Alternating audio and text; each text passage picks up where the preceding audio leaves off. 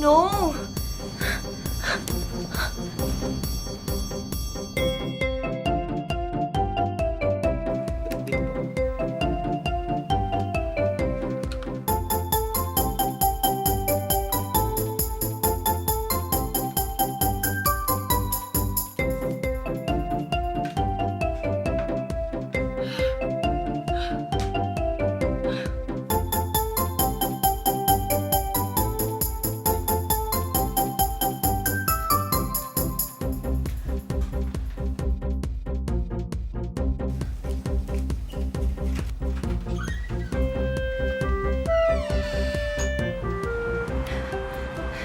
Why I didn't wake up?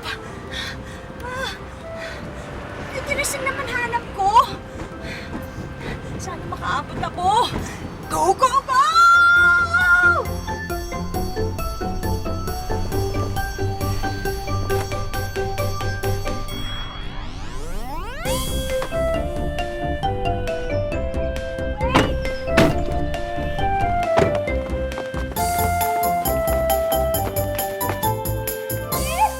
Wait!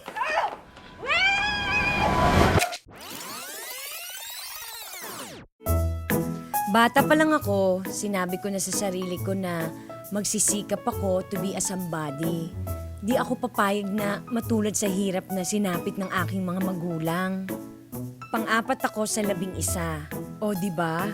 Tutulungan ko ang mga kapatid ko na maging maganda ang kinabukasan. Na-apply akong maging DH sa Singapore.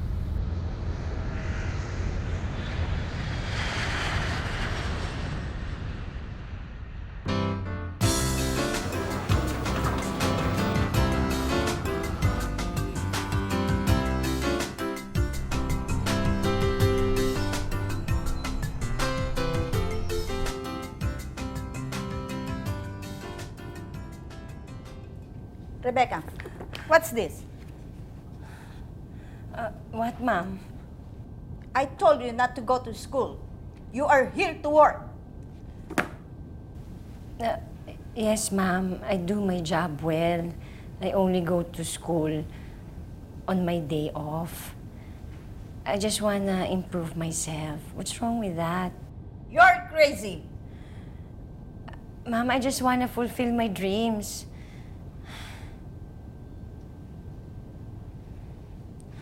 Mas mura ang mag-abroad doon. But syempre, ang sahod din napakaliit, pero okay lang kasi ang pinakamahalaga sa akin magkaroon ng experience at matulungan ko ang mga kapatid ko.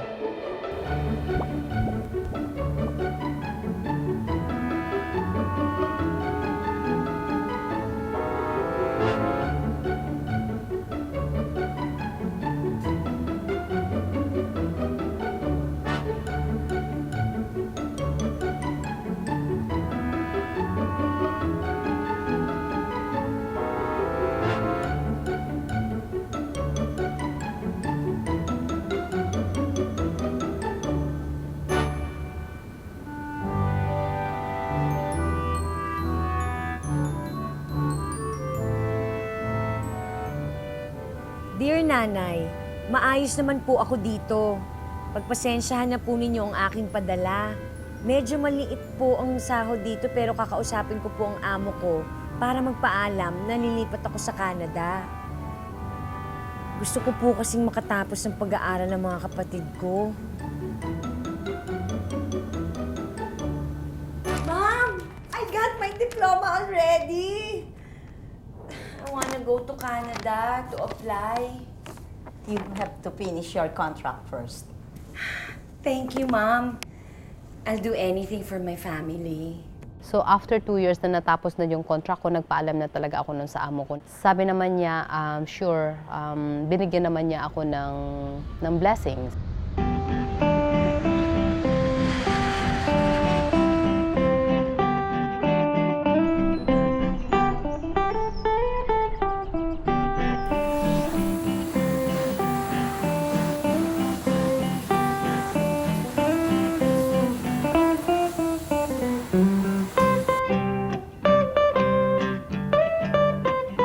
I work as a nanny for 2 years.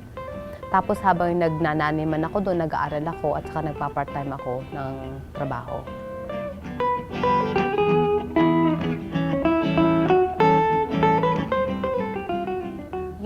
big discipline to do that. Kasi magkano kinikita mo? Magkano pinapadala mo? At the same time, nag-aaral ka. At the same time, gusto mo mag-ipon. Hindi madali yun. But kailangan mo na very strong determination talaga in order for you to achieve what you want in life.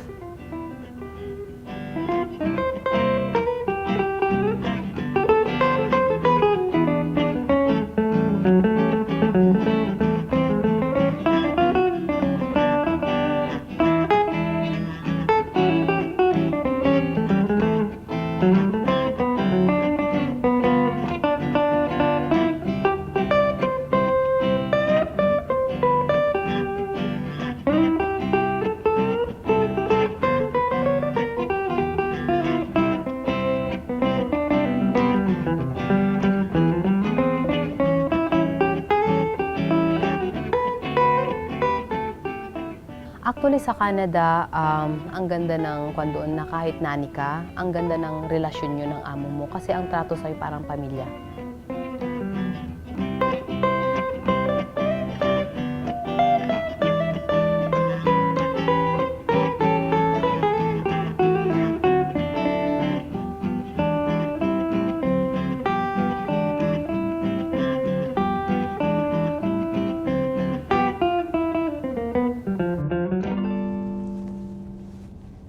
Yes, yes. Congratulations, you did it. I did it, sir.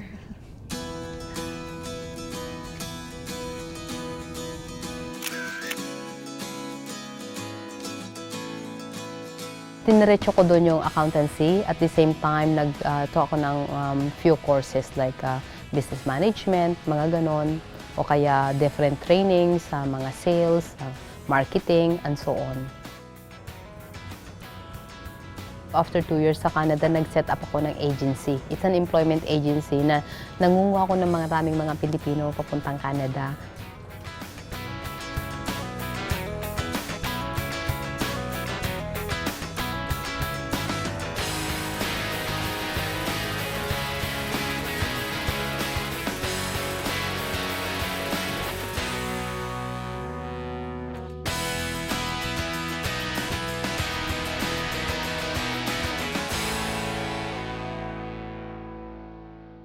O ngayong halos lahat nagawa mo na, wala ka bang plano magka-love life? Love life? Pinagpaplanuhan yan. I don't wanna rush things. 4 years na ako dito sa Canada, but I didn't think of men. Look where I'm at now. Pero syempre, iba pa din pag may love life, mas masaya. Well, I don't wanna rush things. I have my own right to choose, all right? Hindi naman pwedeng grab the next man na lang. Paano naman ang mga pinaghirapan ko? Ito nga, I'm trying to figure them out. Ano to? Pati ba naman love ginagawa mong science? There's nothing wrong with it. We accept the love we think we deserve, di ba? So, nag-iisip-isip pa ako ng standards ko. I have my own, Ano ko, ikaw Tingnan mo bahala. mga criteria nila. Check mo. Asahin mo na rin. Ano to? Parang grocery list lang. Ikaw talaga? Ang ganda-ganda na nga ng mga inaral ko eh. Iba ka talaga, ano to? Good family background, good education, Yes. 2 to 3 years older, Definitely. and a good job. Gosh, mukha naman yata ang presidente ng Pilipinas ang hinahanap mo. Eh, ganun talaga. Depende nga sa criteria nila, di ba? Then, pag okay sila, I'm ready to fall in love. Di ba? So, I choose wisely. Oh, hanapan mo na nga ako. Okay, maghahanap ako sa directory, sa Yellow Pages. Sure ka dyan, ha? Yes. Mamaya, suluhin mo na naman lahat yan. Hindi, Porket malamig dito sa Canada.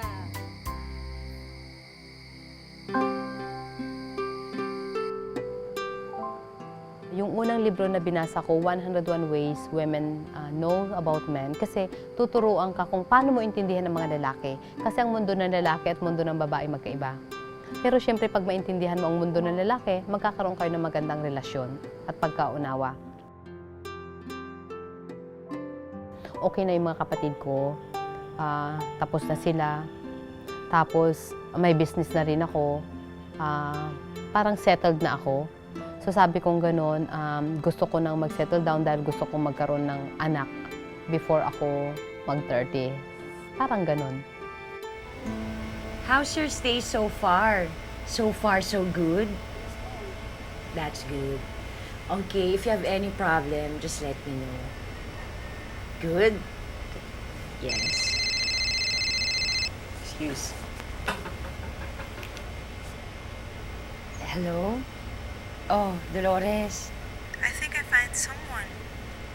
For which job? Ang daming opening dito, di ba? Eh di para dyan sa puso mo. Really? I'm curious. Ready na nga ako maglagay ng personal sa newspaper. Ano? Give me his number. Bakit?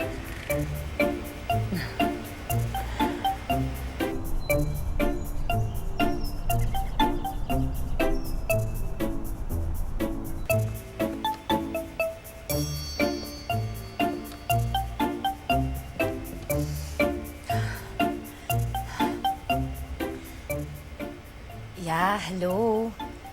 Yes, this is Nancy. I got your number from the ad in the newspaper. Do you want to meet? Yeah, on Thursday? Uh-huh. All right. Do you know where YMCA is? Yeah, it's there. All right, see ya. Binigay yung name ko yung number, pero syempre nung tinawagan ko si Richard, hindi ko sinabi kung anong totoo. Kasi syempre, ba't ko sasabihin kung sino ako? Hindi niya ako kilala at saka hindi ko rin alam kung seryoso din siya. So, ang purpose nung first na na-call kong yun talaga at saka nominate ko siya is to know him, to qualify him, kung tama yung sinabi ng kaibigan ko or talagang gusto ko ba siya o hindi. Tapos kung hindi, then at least hindi niya ako kilala. Tapos kung talagang gusto ko naman siya, doon ko sasabihin sa kanya ang katotohanan.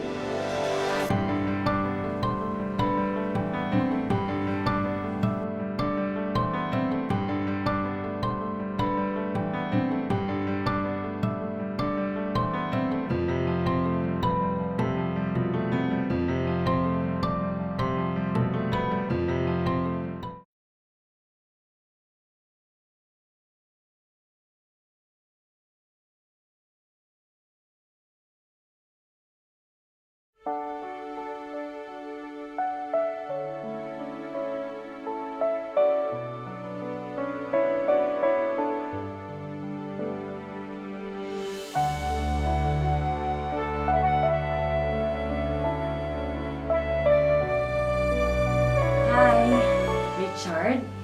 Nancy?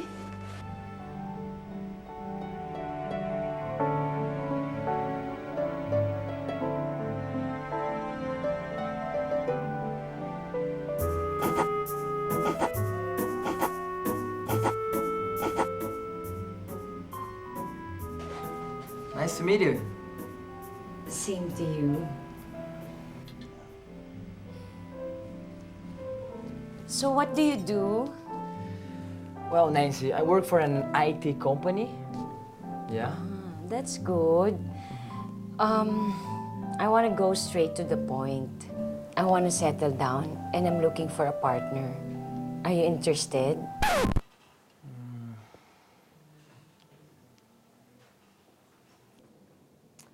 If you're not interested, that's fine with me. I just want to make things clear.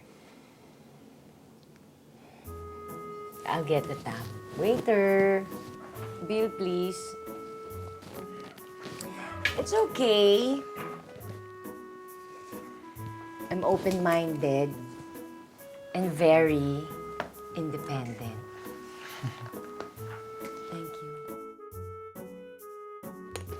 can manage. This was very unique when you have a girl who, takes some responsibility for building a relationship. She calls you, she invites you out, she offers to pay, these kinds of things. This was quite unique. So this was very interesting and very exciting for me, certainly. She's really something, man. I like how straightforward she is. What's up, bro? So, are you dating her? I think you like her. Nice.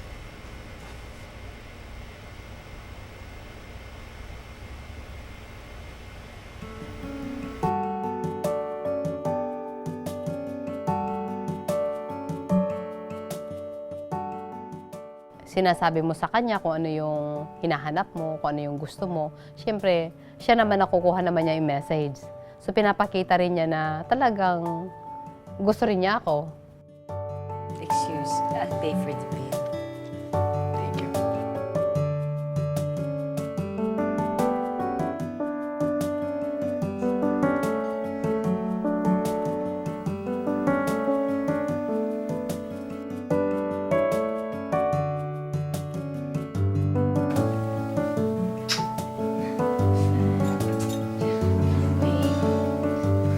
Kasi naman ang buhay sa Canada, talagang ganun.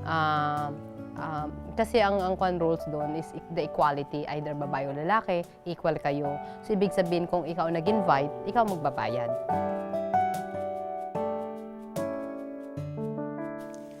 Nancy, do you want to meet my parents? Huh? You said you're serious about us. And I think I'm serious about us too. So I really would like you to meet them. So you get to know them as well, I think it's gonna be really nice. And then after a week of meeting, Richard decided to introduce me to his parents. So I said, oo, I'm in trouble. Kasi hindi pa niya talaga alam kung sino ako. So in short, I did not tell him my real name and my real story.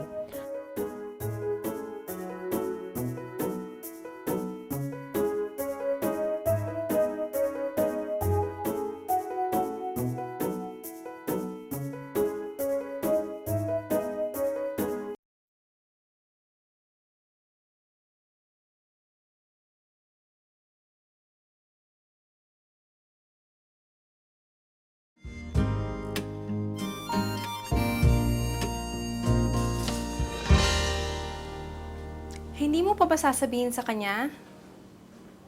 Ang alin? The truth. Na? That you are Rebecca Bustamante at hindi Nancy na nakilala niya. Kung bakit ba kasi ayaw mong sabihin ang totoo.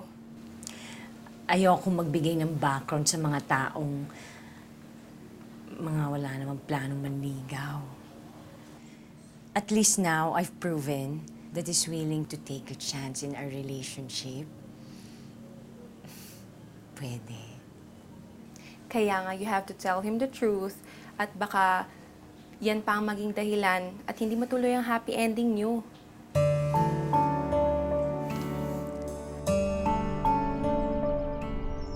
Richard, I need to tell you something. I knew that already. I think I have proven myself that I'm very serious with you. No, not that. You know, I really appreciate you introducing me to your family. I'm glad to hear that. But since you're nice, I want to tell you something. Because I don't want to build up lies in our relationship. What kind of lies? Tell me, what's the problem? Tell me. There's this girl, a very pretty girl, who's so afraid to show her feelings. And she's so afraid she might not find her man. I'm so afraid to show my real identity. I'm sorry, Richard. My name is Rebecca, not Nancy.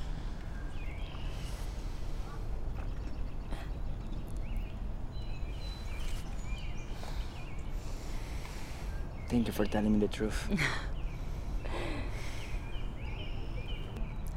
Hi, I'm Rebecca Bustamante.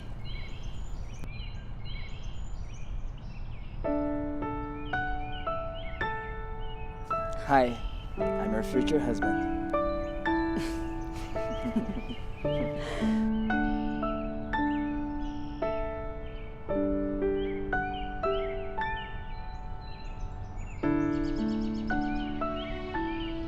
Before she came along, I enjoyed my time for 10 years living by myself, working, and so forth. But when she came along, she was the first one that I really enjoyed my time with her more than being alone. So it really changed everything. Parang dire-diretso na talaga, like every after work, nagkikita kami, either sa apartment ko or sa apartment niya. So dire-diretso na yon.